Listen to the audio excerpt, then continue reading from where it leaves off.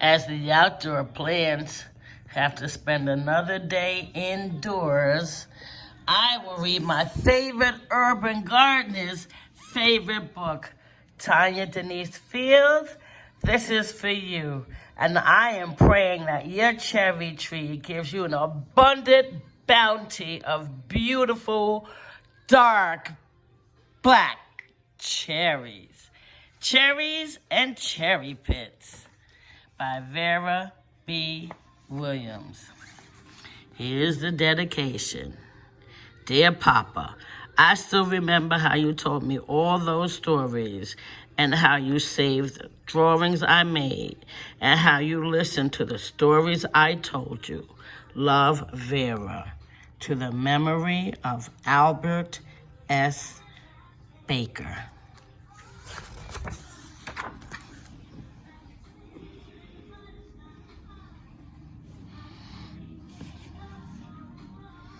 But Demi lives on the floor above me. We visit back and forth a lot. But Demi loves to draw, so when she opens the door, I'm often standing there with a market of some kind of color she doesn't have yet.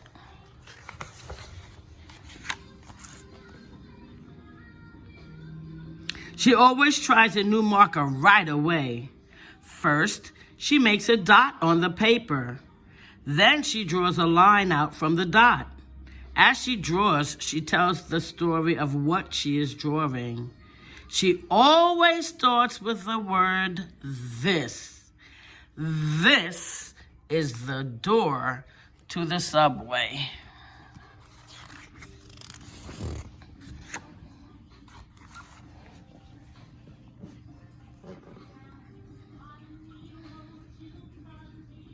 This is the door to the subway, and this is a man leaning on the door. I hope he doesn't fall out when the door opens all of a sudden. His face is a nice face, but it is also not so nice. He has a fat wrinkle on his forehead. It's like my mother's wrinkle. It's from worrying and worrying, my mother says. And his neck is thick, and his arms are thick with very big, strong muscles. His shirt is striped blue and white, and his skin is dark brown. And in his great big hands, he has a small white bag. The man looks so strong, I think he could even carry a piano on his head. But he is only carrying this little white bag. I wonder what could be in that little bag.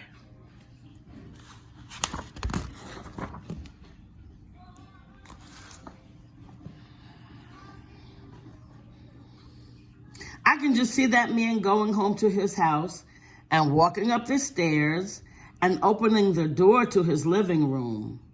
His living room has a pretty lamp and he switches it on. His kids are in the kitchen. Dee Dee, Dennis, Dwayne, Dory, he calls. I got something here for you. Then they come out.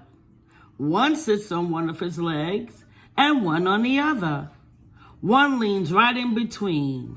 And Dee Dee, she climbs round and back and leans over his shoulder. Then he opens the bag and pulls out a cherry. He puts one cherry in each of their mouths. And another. And another. Really red cherries, too. And there they sit, eating the cherries and spitting out the pits.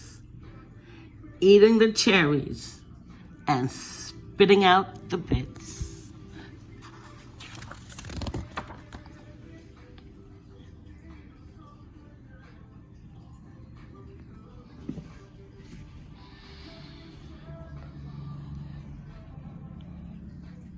And before you can even ask Bademi any questions about that story, such as how come the names of all of the man's children begin with D, she has another piece of paper ready and is drawing. This is the train seat. And this is a tiny white woman sitting on the train seat. She is almost as short as I am, but she is a grandmother. On her head is a black hat with a pink flower, like the rose flower. It has shiny green leaves like the leaves in my uncle's florist shop. On her feet are old shoes. These are the buckles. And in her lap is a big black pocketbook. And in the pocketbook is a bag.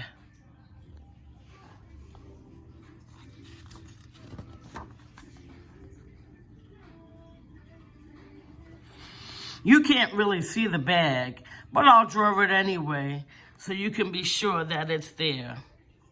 It's a little brown bag, all twisted up tight. When the woman gets off the train, I know just where she is going.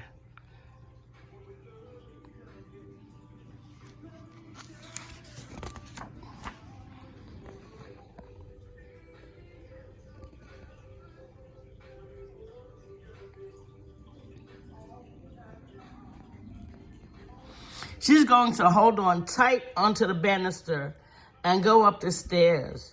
She's going to hold onto the wall as she walks along the street. And the door to her house is going to be right next to the shoemaker's store.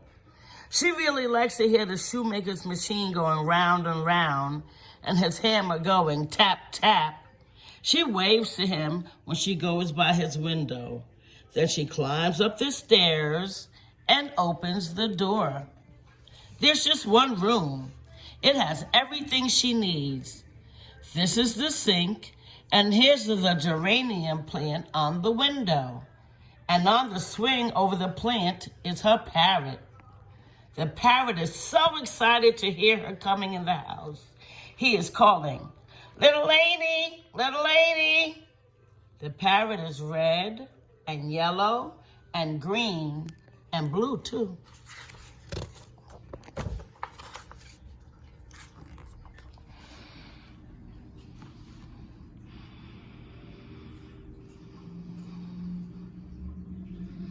"I brought something for you," the little woman tells the parrot. She untwists the little brown bag all twisted up tight. She holds it out to the parrot. The parrot takes out a cherry. It is the kind that is light red and sour. The parrot eats it right up. "You like it?" asks the lady. "You like cherries, honeybird?" She laughs and dumps all of the cherries onto the geranium plant in front of the parrot. "There's your own little cherry tree," she says to the parrot. She stands next to the geranium in her stocking feet, eating cherries with the parrot. The parrot is careful to spit out the pits. They are both eating cherries and spitting out the pits. Eating cherries and spitting out the pits.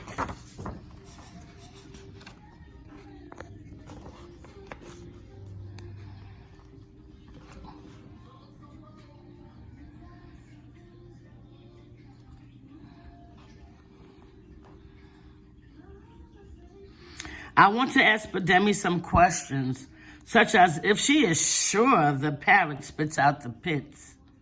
But she is already remembering a certain shoelace and a shoe. This is a shoelace. And this is a running shoe. It's going to be purple and white. And here's the other one to match. This is going to be a boy. These are his long legs. This boy looks a lot like my brother. He's holding on to the straps in the subway. The train is making him rock back and forth. He's reading the signs. My brother loves to read. And this boy is tall like my brother. And he has glasses like my brother. And he has the same kind of cap. And the same green and black jacket, too. It has the orange letters from his team. And when he smiles, you can see the space between the big front teeth like my brother's in his In his pocket is a present.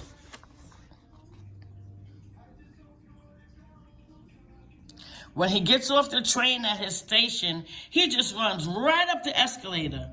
He runs right along the streets, jumping on and off the stoops to his house.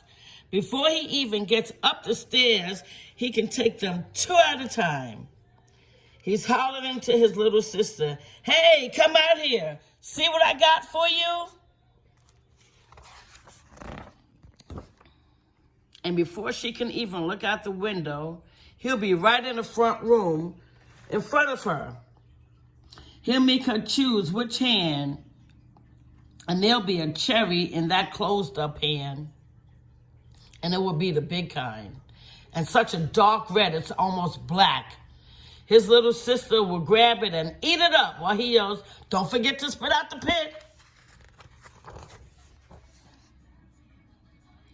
"Is that story about you?" I asked. "No," she says, "but this one's going to be about me." And she draws herself in her favorite beret.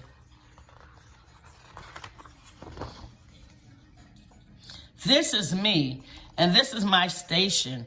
I have to walk up the stairs one at a time so the bright sun that is out there in the sky won't make my eyes hurt. But right here on the street, what do you think there's going to be? A man selling cherries from the back of his truck. His whole truck is going to be cherries. Nothing but cherries. Now you see this little purse? I have my little purse in my pocket with some money Mama gave me.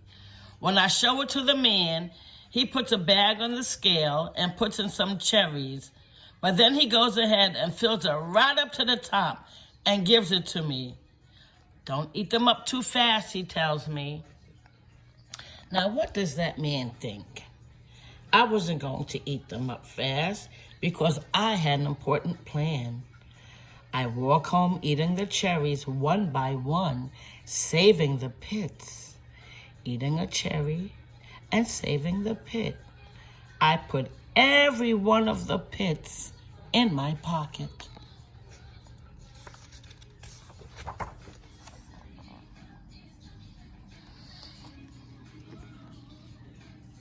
When I get to my street, I take them all out. I kneel right down and I poke one in the ground on the edge of our yard. Our yard is a junky old yard. It has a stump where there used to be a tree, but that tree died and they came and cut it down and took it away. Then I poke pits in the ground all over the place. I know if I plant enough of them, at least one will grow. I pat the ground smooth. I pour some water on each pit, and I tell those pits to grow and grow.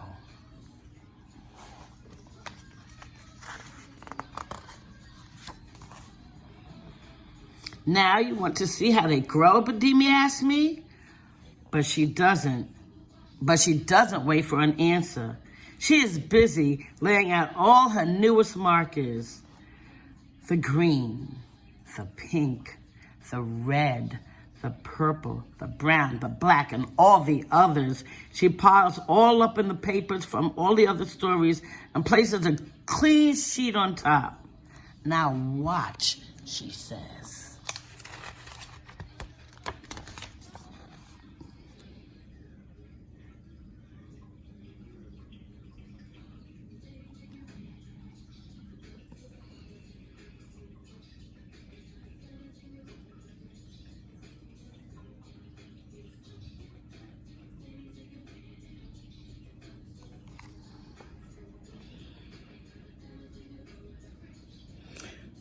This is the pit right here in the middle, and this is how it grows. First, it makes a little sprout that grows up. Then it makes a little root that grows down. Then that root grows more roots till the ground is full of roots down there. The sprout grows up to be a little trunk. Branches grow out from the trunk, and from those branches, littler branches grow into the part that is sky. The branches have dark pink buds on them. The buds open up to be light pink flowers. Then come light green leaves. but it seems like there are never going to be any cherries. Everyone is always asking, but Demi, when in the world are those cherries ever going to be ready to eat? All the time, the cherries will be growing right under these leaves, so tiny and green, no one ever notices them. But I work hard. I come out every single day to chase away the blue jays that are trying to steal the cherries. I chase away the dogs that try to use a yard for their business, and the kids who try to carve initials in the tree. Then one day, I come and the cherries are ripe. There are so many cherries, the branches reach right down to the ground.